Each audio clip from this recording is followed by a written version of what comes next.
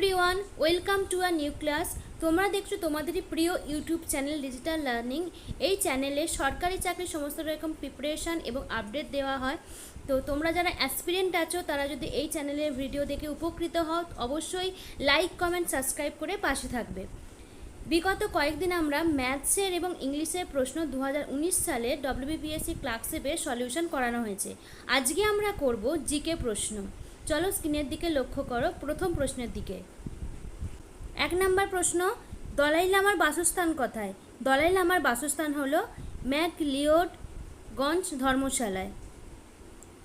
The answer is D. Next প্রশ্ন, লোকসভার আসন সংখ্যা কত? 545টি। রাজ্যসভার আসন সংখ্যা কত?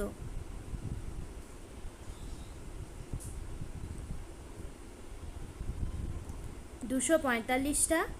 আর এটা লোকসভার সদস্য হতে গেলে তার বয়স কত হতে হবে? 25 বছর। এখান থেকে একটা ইনফরমেশন দিলাম। নেক্সট প্রশ্নে যাওয়া যাক।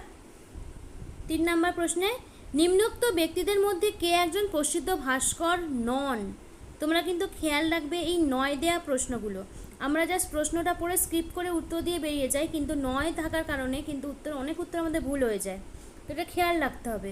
প্রসিদ্ধ ভাস্কর মানে হচ্ছে দেখ চিত্রকলাবিদ, এরকম ধরনের যেগুলো হয় সেগুলোকে ভাস্কর বলা হয়। অপশানে আছে যোগেন চৌধুরী, নন্দলাল বসু, রামকিঙ্কর বেজ আর তারাশঙ্কর বন্দ্যোপাধ্যায়। দেখো, যোগেন চৌধুরী, নন্দলাল বসু, রামকিঙ্কর বেজ এরা সবাই কিন্তু প্রসিদ্ধ ভাস্কর, কিন্তু যেটা নয় সেটা হচ্ছে তারাশঙ্কর বন্দ্যোপাধ্যায়। তারাশঙ্কর বন্দ্যোপাধ্যায় ছিলেন একজন সাহিত্যিক বা ঔপন্যাসিক লেখক ছিলেন। The answer is Tarashankar Bandyopadhyay. Next প্রশ্নে যাওয়া যাক। ভারতের রাষ্ট্রপতি হওয়ার আগে প্রণব মুখোপাধ্যায় নিম্নলিখিত মন্তব্যগুলির মধ্যে কোনটির দায়িত্বে কখনো ছিলেন না?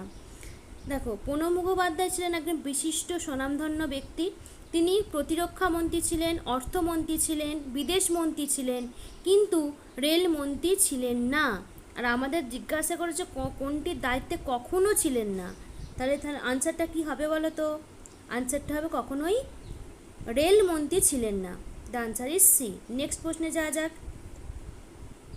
5 নম্বর প্রশ্নে, গ্রেটা থুনবার্গ হলেন একজন অভিনেত্রী, একজন টেনিস খেলোয়াড়, আবহাওয়ার ধ্বংসরোধে সক্রিয় একজন কর্মী, একজন মানবাধিকার কর্মী। তাহলে আমাদের আনসার হচ্ছে আবহাওয়ার ধ্বংসরোধে সক্রিয় একজন কর্মী। The answer is C. Next প্রশ্নে যাওয়া যাক। 6 নম্বর প্রশ্ন, নিম্নোক্ত ব্যক্তিদের মধ্যে কাকে 2019 সালে সাহিত্যে নোবেল পুরস্কার দেয়া হয়? সাহিত্যে নোবেল পুরস্কার দেয়া হয় পিটার হ্যাংকে। ঠিক আছে। আচ্ছা, এর সাথে সাথে তোমাদেরকে কিছু জিনিস জানিয়ে রাখতে হবে যে প্রথম সাহিত্যে ভারতীয় হিসাবে নোবেল পুরস্কার পেয়েছিলেন রবীন্দ্রনাথ ঠাকুর। আচ্ছা, এখানে বলেছে 2019 সালে সাহিত্যে নোবেল পুরস্কার পেয়েছেন পিটার হ্যাংকে, এটা আমরা জানতে পারলাম, তাই তো?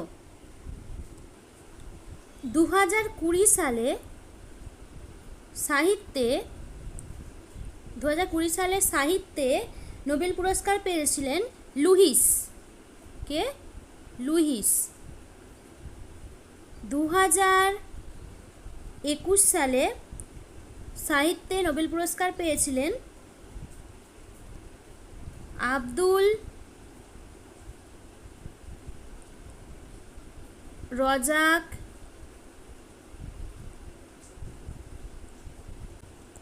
গুননার।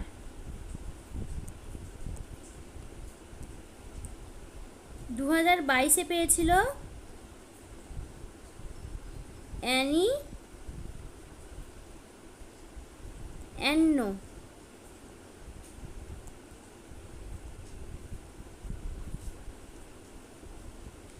2023 সালে পেয়েছিলেন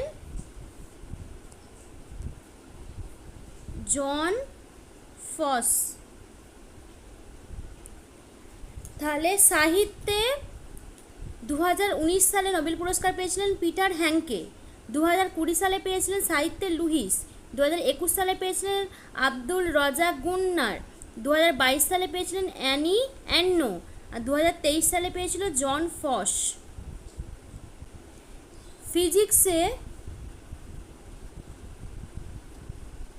পদার্থবিদ্যায় 1930 সালে সিভি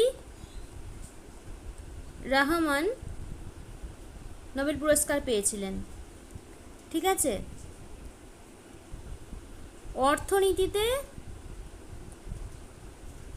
1998 সালে অমর্ত্য সেন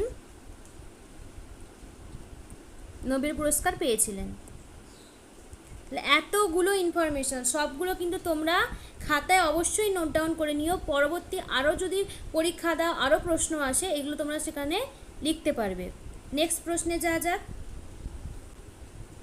7 নম্বর প্রশ্ন, 2019 সালে ইস্টার রবিবারে আত্মঘাতী বোমার বিস্ফোরণ হয় কোথায়? শ্রীলঙ্কার কলম্বোতে। ঠিক আছে। নেক্সট প্রশ্নে যাওয়া যাক। এখানে একটা প্রশ্ন ভুল আছে। পশ্চিমবঙ্গের কতগুলো জেলা আছে? এটা হচ্ছে 23টি হবে। নিম্নোক্ত ব্যক্তিদের মধ্যে কে মুষ্টিযোদ্ধা মানে বক্সার? মুষ্টিযোদ্ধা মানে হচ্ছে boxer. Dibyendu Barua, Chandram, Manju Rani, Dipa Karmakar. The answer is Manju Rani. আর এখানে অপশানের মধ্যে দেখো দিব্যেন্দু বড়ুয়া যিনি ছিলেন তিনি কিন্তু হচ্ছে দাবা খেলোয়াড় ছিলেন। আর দীপা কর্মকার ছিলেন জিমন্যাস্টে ছিল। আর আমাদের উত্তর হচ্ছে মঞ্জু রানী হচ্ছে মুষ্টিযোদ্ধা। ঠিক আছে। নেক্সট প্রশ্নে যাওয়া যাক। 12 নম্বর প্রশ্ন, মহাত্মা গান্ধী তার অহিংস অসহযোগ আন্দোলন প্রথম শুরু করেন কোথায়? যুক্তরাজ্যে, দক্ষিণ আফ্রিকায়, ভারতবর্ষে আর জিম্বাবুয়েতে। উত্তর হচ্ছে দক্ষিণ আফ্রিকায়। আচ্ছা, এখানে দক্ষিণ আফ্রিকা থেকে অনেক রকম প্রশ্ন আসতে পারে। দক্ষিণ আফ্রিকায় হচ্ছে যে প্রবাসী দিবস পালন করা হয়, অর্থাৎ দক্ষিণ আফ্রিকা থেকে যখন মহাত্মা গান্ধী ফিরে আসেন তখন কোন সালকে বলা হয় যে প্রবাসী দিবস? 1915 সালে 9ই জানুয়ারি।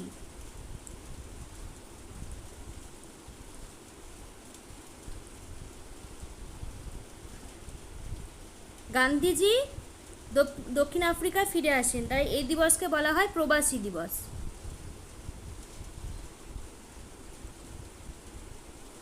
ঠিক আছে। গান্ধীজির লেখা বইটির নাম কি? The experiment with tooth. প্রথম আইন অমান্য আন্দোলন কি কোনটা? চম্পারণ সত্যাগ্রহ, যেটা 1917 সালে বিহারের হয়েছিল। আর খেদা সত্যাগ্রহ যেটা 1918 সালে গুজরাটে হয়েছিল। আর প্রথম আইন অমান্য আন্দোলন বললে কিন্তু সেটা হচ্ছে চম্পারণ সত্যাগ্রহকে বলা হয়। ঠিক আছে। এখান থেকে এতগুলো ইনফরমেশান। তো নেক্সট প্রশ্নে যাওয়া যাক।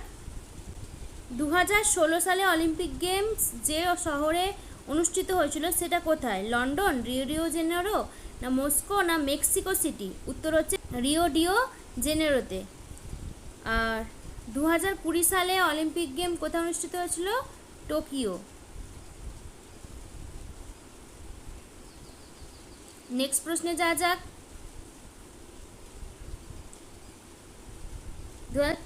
এটা 14 নম্বর প্রশ্ন, সংবিধানের 370 ধারার অবলুপ্তির জন্য নিম্নলিখিত কোন রাজ্যের সাংবিধানিক বিশেষ মর্যাদা ক্ষুণ্ণ হয়েছে? Manipur, Jammu Kashmir, Nagaland, Sikkim. The answer is Jammu Kashmir. Howdy Modi অনুষ্ঠানটি যে শহরে অনুষ্ঠিত হয়েছিল সেটি হলো Los Angeles, New York, Houston আর Washington. The answer is Houston. ঠিক আছে। নেক্সট প্রশ্নে যাওয়া যাক। 16 নম্বর প্রশ্ন, নিম্নলিখিত দেশগুলোর মধ্যে কোনটি স্বাধীন রাষ্ট্র নয়? Australia, Scotland, Belgium, Spain. স্বাধীন রাষ্ট্র নয় বলেছে, কিন্তু স্বাধীন রাষ্ট্র হচ্ছে Scotland. The answer is B. Next প্রশ্নে যাওয়া যাক। আন্তর্জাতিক অর্থভাণ্ডারের বর্তমান সভাপতির নাম? অপশান আছে Christine Lagarde, Kristalina Georgieva, Jacques Claude Juncker, Donald Tusk. উত্তর হবে ক্রিস্টালিনা জর্জিভা। নেক্সট প্রশ্নে যাওয়া যাক। 18 নম্বর প্রশ্ন, লাউনেল মেসি কোন দেশের নাগরিক? Brazil, Argentina, Bolivia, Portugal. The answer is Argentina. Next প্রশ্নে যাওয়া যাক। ফিজি, 19 নম্বর প্রশ্ন, ফিজি রাষ্ট্রের অবস্থান এশিয়া প্রশান্ত মহাসাগরীয় অঞ্চলে, উত্তর আটলান্টিক অঞ্চলে, উত্তর আফ্রিকায় না দক্ষিণ আমেরিকায়? দ্য আনসার ইজ এশিয়া প্রশান্ত মহাসাগরীয় অঞ্চলে। যে দেশ থেকে S-400 ক্ষেপণাস্ত্র কেনা হচ্ছে সেটি হলো Sweden, Britain, Russia, America. The answer is Russia. ঠিক আছে, মোট 40টা প্রশ্ন আছে। আজকে আমরা 20টা প্রশ্ন আলোচনা করলাম। পরবর্তী দিন আমরা পরবর্তী যে 20টা প্রশ্ন আছে সেগুলোকে নিয়ে আলোচনা করব। আজকের ভিডিও এখান পর্যন্তই। আর এই ক্লাসটা যদি তোমাদেরকে উপকৃত করে তাহলে অবশ্যই একটা লাইক করে দিও আর কমেন্ট করে জানিও যে ক্লাসগুলো তোমাদের কেমন লাগছে। আর কোনো এনকোয়ারি থাকলে অবশ্যই জানিও। আর কোনো কিছু ডেসক্রিপটিভ করে পড়িয়ে দিতে বললে সেটাও আমি চ্যাপ্টার বেসিস পড়িয়ে দেব। ভিডিও এখান পর্যন্তই। ভিডিওটা কেমন লাগলো জানিও। ভিডিওটি ভালো লাগলে অবশ্যই লাইক, কমেন্ট, সাবস্ক্রাইব করে পাশে থাকবে। ধন্যবাদ।